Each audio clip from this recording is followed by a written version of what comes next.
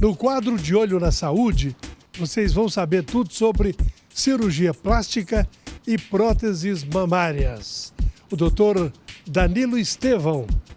Primeira pergunta para ele é: próteses mamárias, quando há necessidade da troca?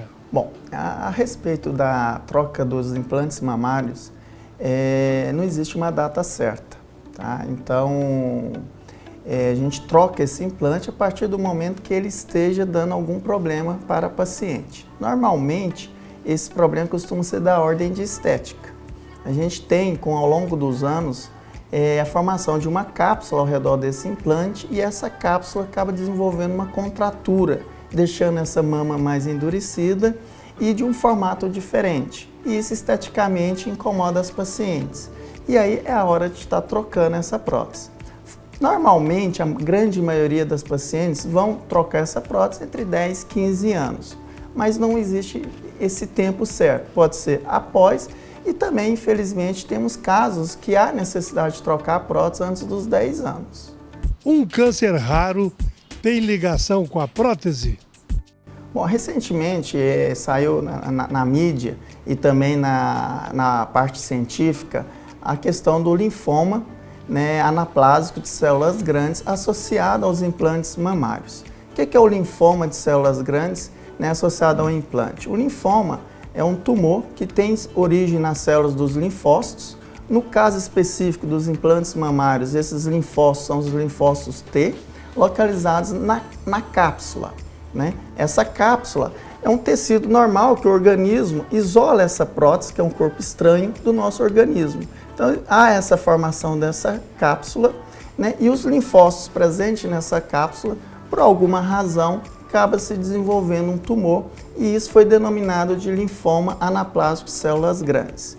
Bom, e isso é importante. Apesar de ser uma doença rara, extremamente rara, tem umas centenas de casos relatados até o momento, né, mas os pacientes precisam ter esse conhecimento. Quais são os principais sintomas da presença de linfomas? Um dos principais sintomas do linfoma é a formação de seroma, ou seja, o acúmulo de líquido ao redor dessa prótese, né? Seria o primeiro sintoma e o sintoma mais frequente relacionado. E às vezes também a formação de nódulos. Por isso é importante o acompanhamento das pacientes que colocaram o implante ao longo dos anos, fazendo seus exames de rotina, por exemplo, o mais simples, a ultrassonografia, né, que consegue, na grande maioria das vezes, perceber esse acúmulo de líquido e presença de nódulos, né, ou massas nessa mama. Uma vez que é diagnosticado esse linfoma, né, ele é um tumor, apesar de ser considerado um câncer, mas ele é um tumor indolente. Então ele tem um crescimento lento e ele tem um prognóstico muito bom. O tratamento consiste na ressecção em bloco dessa cápsula junto com o implante, né, e praticamente a paciente fica curada, né? São pouquíssimos casos relatados na literatura que houve a necessidade de complementar esse tratamento com a quimioterapia. Mas volto a repetir, a frisar a necessidade do acompanhamento da paciente fazendo seus exames de rotina, principalmente a ultrassonografia. Caso gere alguma dúvida, temos a ressonância, né, e temos outros exames para complementar. Esse câncer raro está relacionado a uma marca de prótese? A maioria dos casos está relacionado a implantes com macrotextura, né?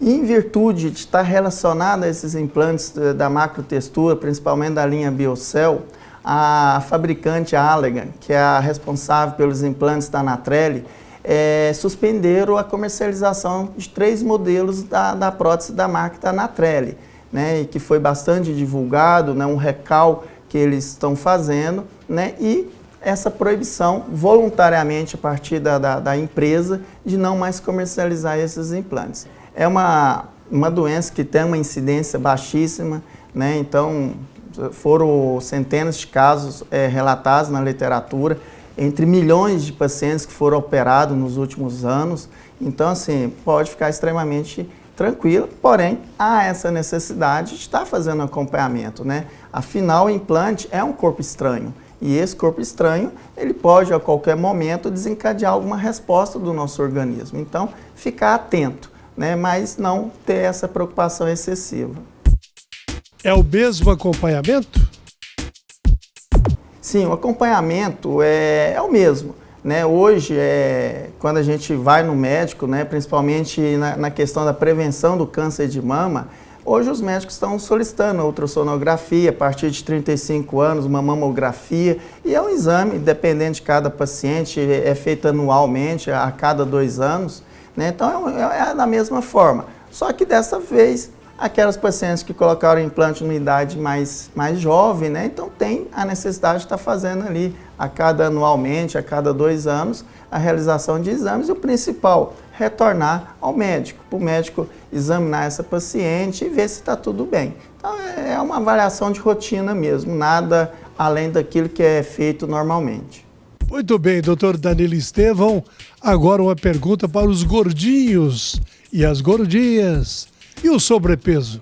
Como é que fica antes da cirurgia plástica?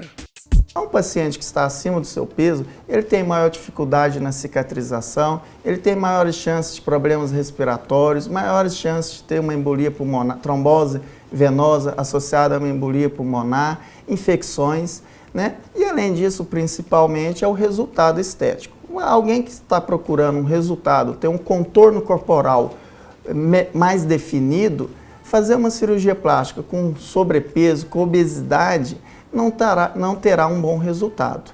Né? Por quê? Imaginamos uma pessoa com 80 quilos, medindo aí 1,60 m. Essa paciente está mais ou menos em torno de 20 quilos acima do seu peso.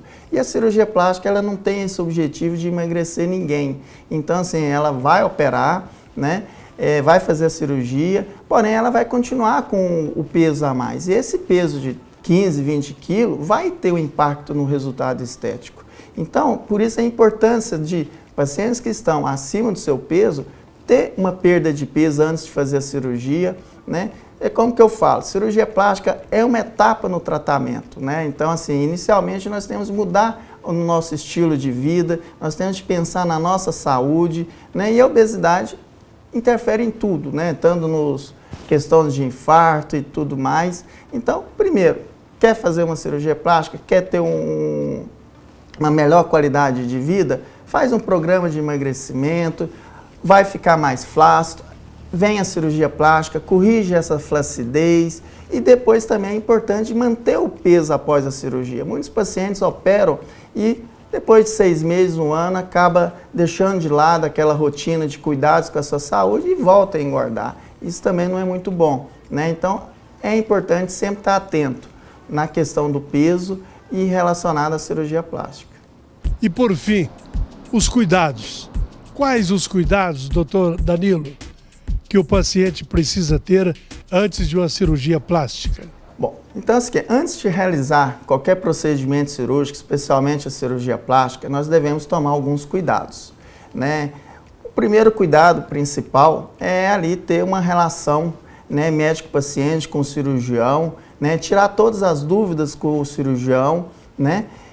Esse médico ele irá solicitar exames, fazer uma avaliação pré-operatória, né? O paciente, é importante o paciente não omitir dados a esse paciente. Então, questões como tabagismo deve ser suspensa antes da cirurgia, anticoncepcional é outro medicamento que a gente pede para suspender, medicamentos relacionados à perda de peso, remédios para emagrecer também nós pedimos para suspender e outros remédios que interferem na coagulação também devem ser suspensos antes da cirurgia, né? E da mesma forma, alguns medicamentos que o paciente faz uso diariamente, eles acabam mudando um pouquinho após a cirurgia. Então isso é importante, esse contato com o médico, informar o médico a respeito da sua saúde, o médico solicitar esses exames para saber como que está a saúde desse paciente, para ter um programa da cirurgia e diminuir a chance de complicações.